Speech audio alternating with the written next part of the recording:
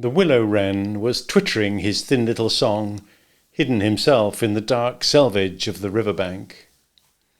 Though it was past 10 o'clock at night, the sky still clung to and retained some lingering skirts of light from the departed day, and the sullen heats of the torrid afternoon broke up and rolled away in the dispersing touch of the cool fingers of the short midsummer night. Mole lay stretched on the bank, still panting from the stress of the fierce day that had been cloudless from dawn to late sunset, and waited for his friend to return. He had been on the river with some companions, leaving the water rat free to keep an engagement of long standing with Otter, and he had come back to find the house dark and deserted. No sign of Rat, who was doubtless keeping it up late with his old comrade. It was still too hot to think of staying indoors, so he lay on some cooling dock leaves and thought over the past day and its doings, and how very good they had all been. The rat's light footfall was presently heard approaching over the parched grass. "Oh, the blessed coolness," he said, and sat down, gazing thoughtfully into the river, silent and preoccupied. "You stayed to supper, of course?" said the mole presently. "Simply had to," said the rat.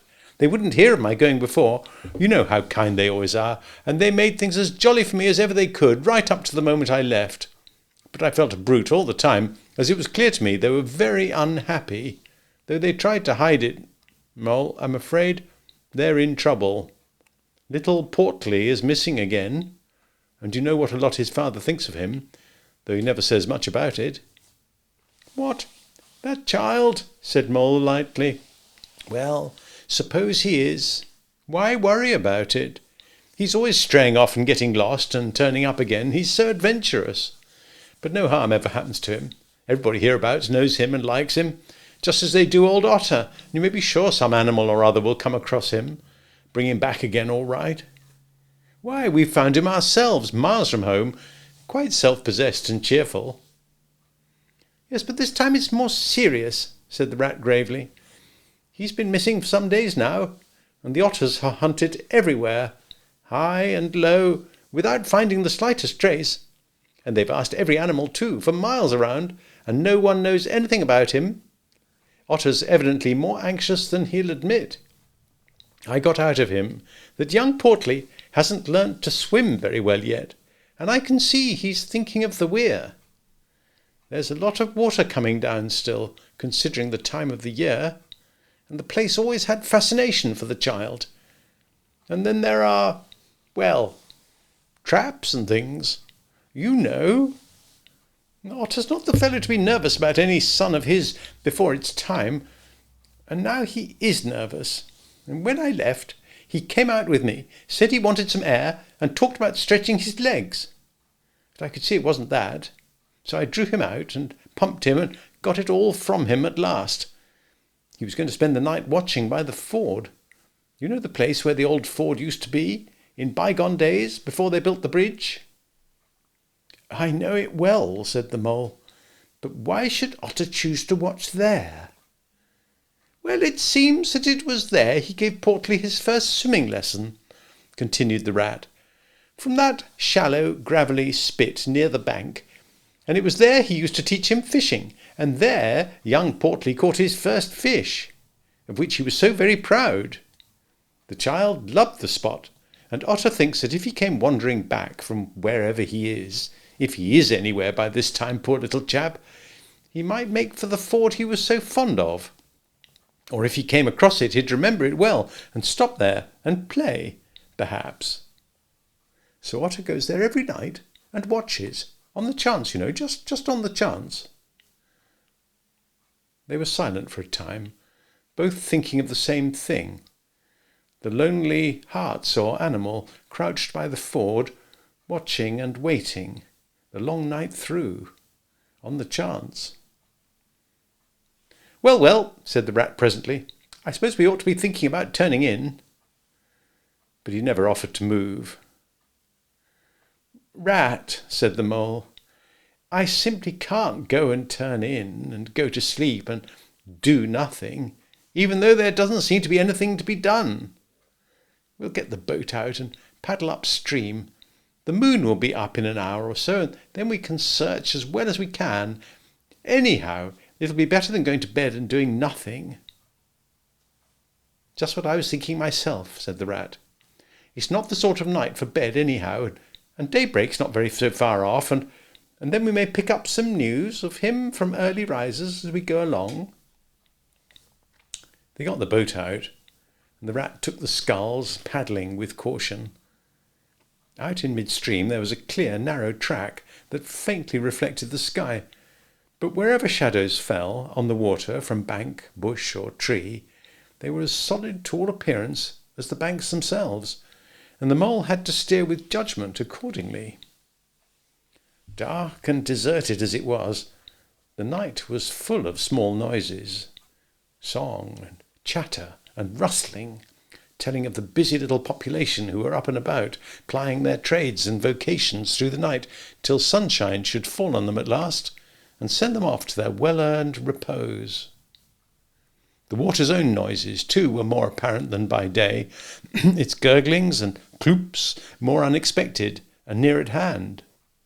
And constantly they started at what seemed a sudden, clear call from an actual, articulate voice. The line of the horizon was clear and hard against the sky, and in one particular quarter it showed black against a silvery climbing phosphorescence that grew and grew. At last, over the rim of the waiting earth, the moon lifted with slow majesty till it swung clear of the horizon and rode off free of moorings, and once more they began to see surfaces, meadows, widespread and quiet gardens, and the river itself from bank to bank, all softly disclosed, all washed clean of mystery and terror, all radiant again as by day, but with a difference that was tremendous. Their old haunts greeted them again in other raiment, as if they'd slipped away and put on this pure new apparel, and come quietly back, smiling, as they shyly waited to see if they would be recognized again under it. Fastening their boat to a willow, the friends landed in this silent silver kingdom, and patiently explored the hedges, the hollow trees, the tunnels, and their little culverts, the ditches and dry waterways. Embarking again and crossing over, they worked their way up the stream in this manner, while the moon, serene and detached in a cloudless sky, did what she could, though so far off, to help them in their quest, till her hour came and she sank earthward reluctantly and left them, and mystery once more held field and river. Then a change began slowly to declare itself. The horizon became clearer. Field and tree came more into sight, and somehow with a different look, the mystery began to drop away from them. A bird piped suddenly and was still. A light breeze sprang up and set the reeds and bulrushes rustling.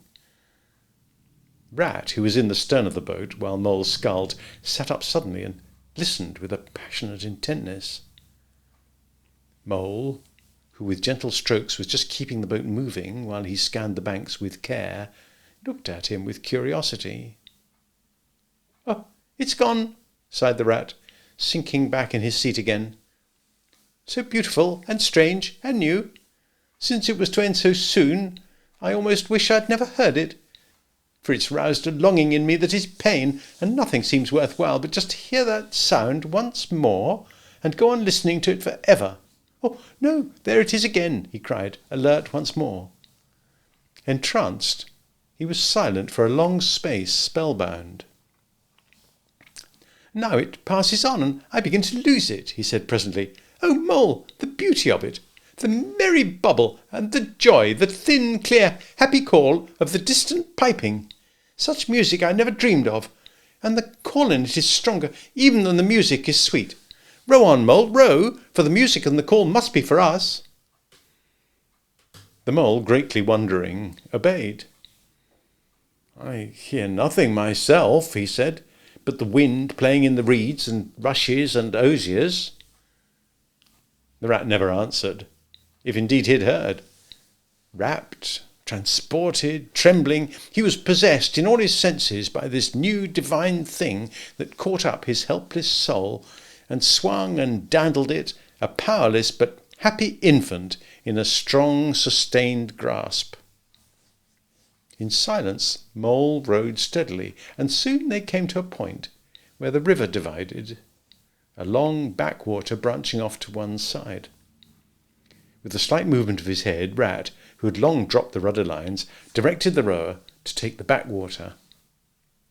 The creeping tide of light gained and gained, and now they could see the colour of the flowers that gemmed the water's edge. "Clearer and nearer still!" cried the rat joyously. "Now you must surely hear it. Ah, at last, I see you do!" Breathless and transfixed, the mole stopped rowing as the liquid run of that glad piping broke on him like a wave, caught him up and possessed him utterly. He saw the tears on his comrade's cheeks and bowed his head and understood. For a space they hung there, brushed by the purple loose strife that fringed the bank. Then the clear, imperious summons that marched hand in hand with the intoxicating melody imposed its will on Mole. And mechanically he bent his oars again. And the light grew stronger, but no birds sang as they were wont to do at the approach of dawn. And but for the heavenly music, all was marvellously still. On either side of them, as they glided onward, the rich meadow grass seemed that morning of a freshness and greenness unsurpassable. Never had they noticed the roses so vivid, the willow herb so riotous, the meadow sweet so odorous and pervading. Then the murmur of the approaching weir began to hold the air, and they felt a consciousness that they were nearing the end, whatever it might be, that surely awaited their expedition. A wide half-circle of foam, and glinting lights, and shining shoulders of green water, the great weir closed the backwater from bank to bank, troubled all the quiet surface with twirling eddies and floating foam streaks, and deadened all other sounds with its solemn and soothing rumble.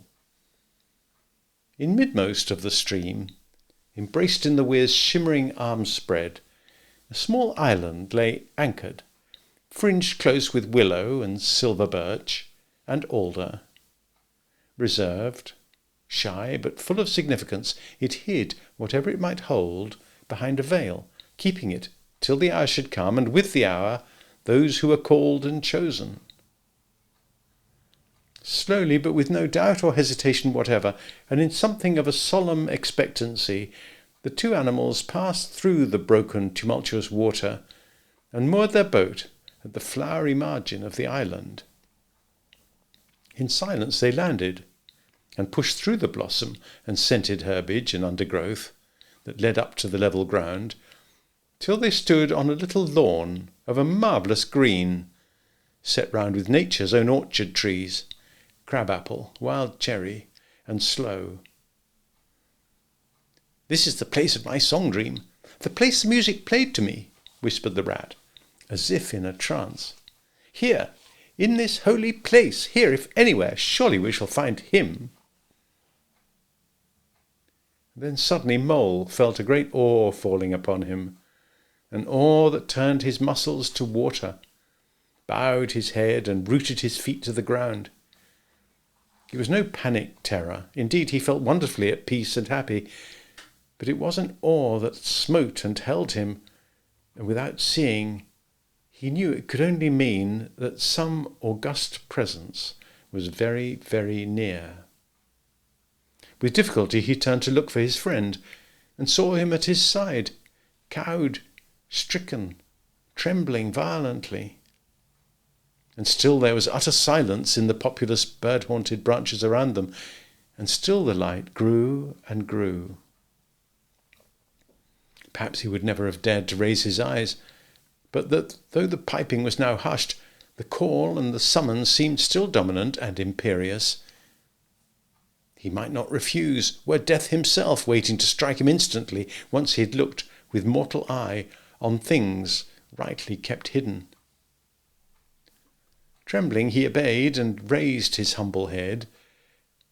And then, in that utter clearness of the imminent dawn, while nature, flushed with fullness of incredible colour, seemed to hold her breath for the event, he looked in the very eyes of the friend and helper, saw the backward sweep of the curved horns gleaming in the growing daylight, saw the stern hooked nose between the kindly eyes that were looking down on them humorously, while the bearded mouth broke into a half smile at the corners, saw the rippling muscles on the arm that lay across the broad chest, the long supple hand still holding the panpipes, only just fallen away from the parted lips, saw the splendid curves of the shaggy limbs disposed in majestic ease on the sward, saw, last of all, nestling between his very hooves, sleeping soundly, in entire peace and contentment,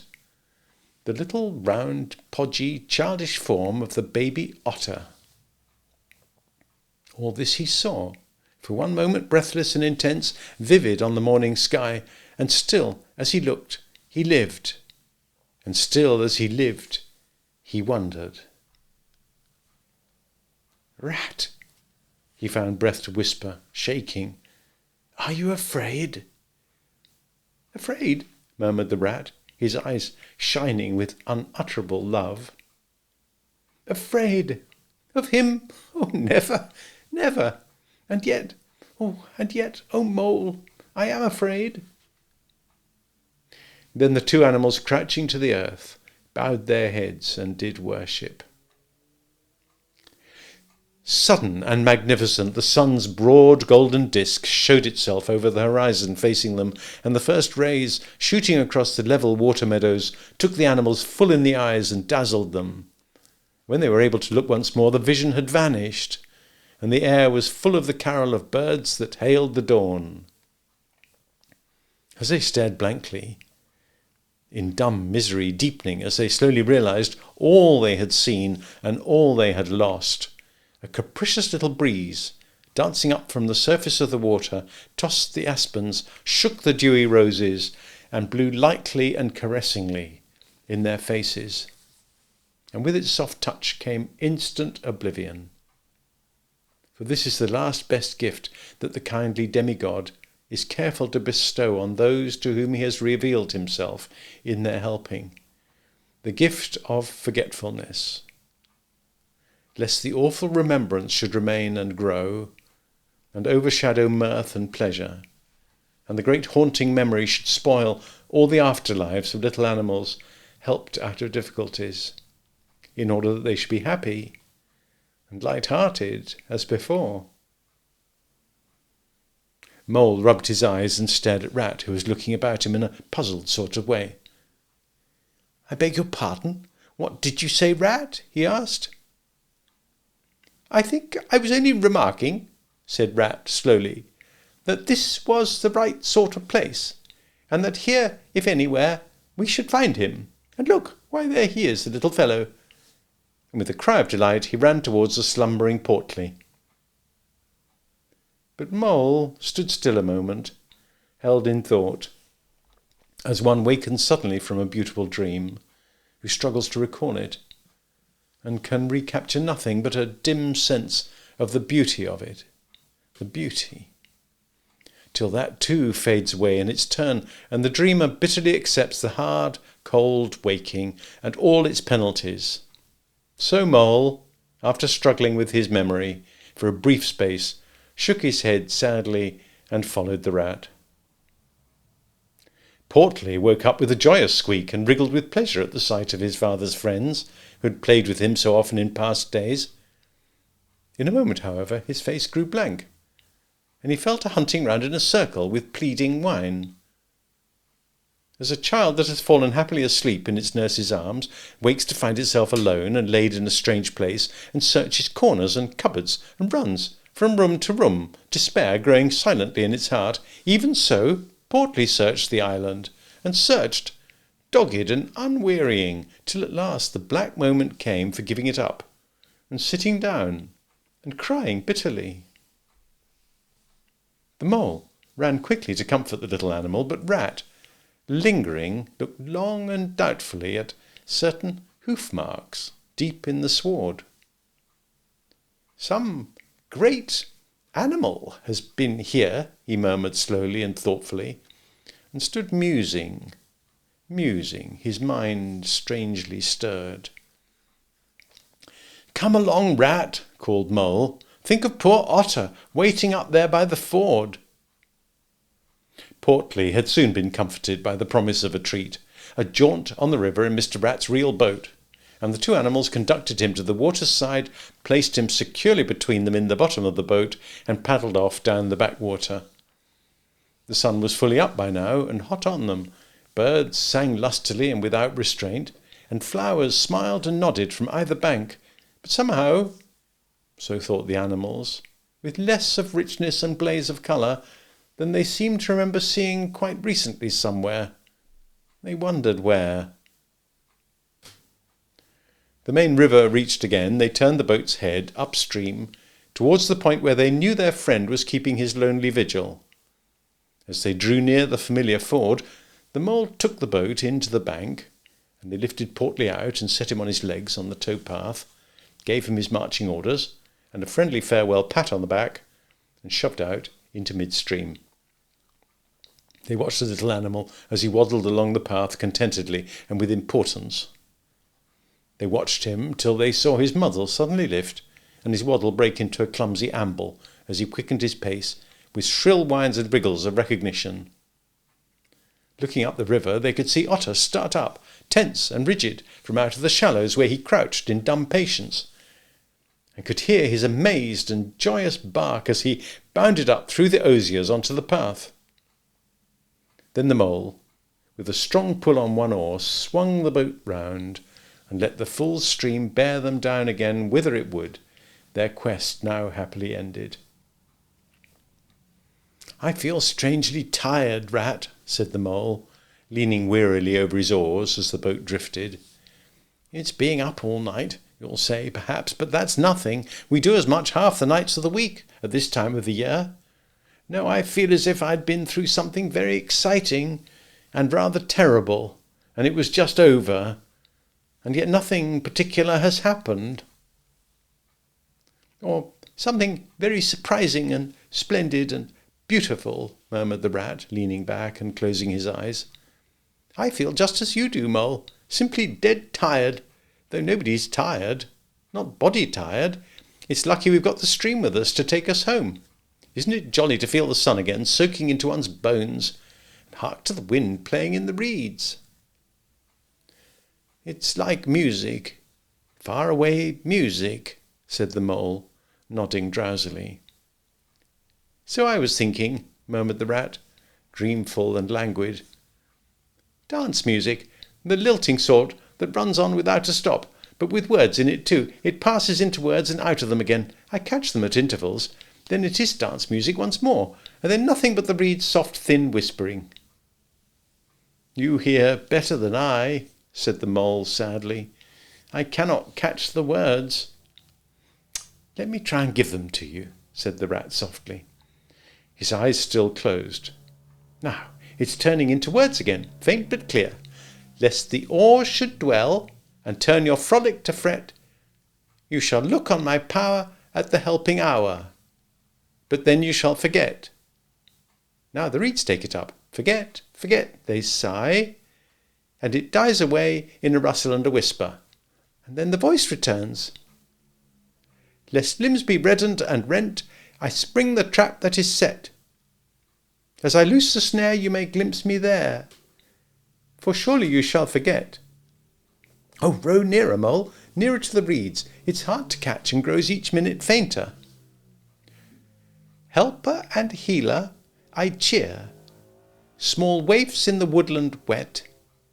Strays I find in it, wounds I bind in it, bidding them all forget." "Nearer, Mole, nearer. No, it's no good. The song's died away into reed talk." "What do the words mean?" asked the wondering Mole. "That I do not know," said the Rat simply. "I passed them on to you as they reached me. Ah, they return again, this time full and clear, this time at last. It's the real, the unmistakable thing, simple, passionate, perfect. Well, let's have it then, said the mole, after he'd waited patiently for a few minutes, half dozing in the hot sun. But no answer came. He looked and understood the silence. With a smile of much happiness on his face, and something of a listening look still lingering there, the weary rat was fast asleep.